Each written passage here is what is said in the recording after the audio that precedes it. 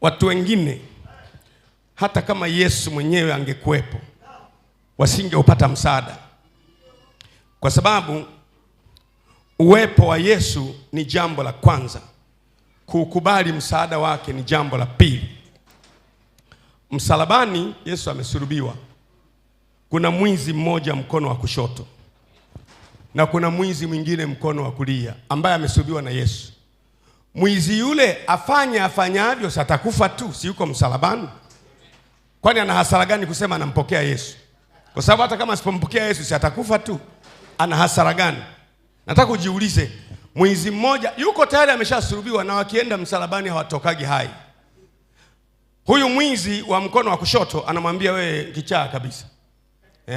Wewe ulikuwa unaponya watu, si ujiponye mwenyewe? Yesu amekaa kimya, lakini yule mwizi anamkemea mwizi mwenzake. Anamwambia wewe, mimi na wewe si ni vibaka? Tumekamata tunanyang'anya watu. Lakini huyu mtu wa katikati yetu hapa, yeye hajafanya kitu. Anasema ishia zako hapa. Huyu angekuwa mwana wa Mungu si angejiokoa? Mbona amesulubiwa kama sisi? Pamoja na kwamba yuko kufani, lakini hajapata neema ya kuona neema. Hawajaona neema. Inatupa mfano kwamba wanakuwepo wawili ambapo Kristo amewatokea kwa usawa. Mmoja mambo yamefumbwa, macho yamefumbwa, na mwingine macho yamefunguliwa. Wako wote wawili, mmoja kushoto mmoja kulia, wote wana status moja, wote wanasulubiwa, wote ni wezi. Wote Yesu yuko katikati nao. Umbali kutoka wa kushoto ni sawa, umbali kutoka hapa wa sawa, na wote wanatukana. Tofauti iliyopo kwamba mmoja macho yamefumbwa asiweze kutambua. Unaletewa msaada na Mungu kabisa, chukua msaada huu hapa na Mungu, chukua msaada huu, huwezi kuuona.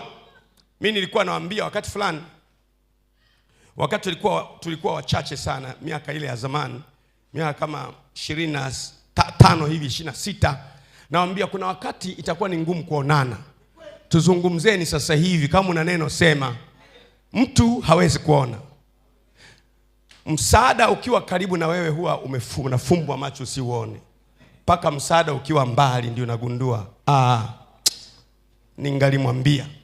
Hata leo wewe ambao umekuja hapa, lakini huyu mimi naweza kuwa niko naye kila siku, hakuna anachoniambia. Amenizoea. Ameniona wa kawaida. Anajua sitiko naye siku zote, hakuna anachofanya. Lakini kuna mwingine anakuja ana kiu. Anasema mimi nikigusa tu pindo la vazi yake nitapona. Anasema mimi nikigusa tu pindo la vazi yake nitapona. Kulikuwa na afisa wa polisi, alikuwa ni inspector.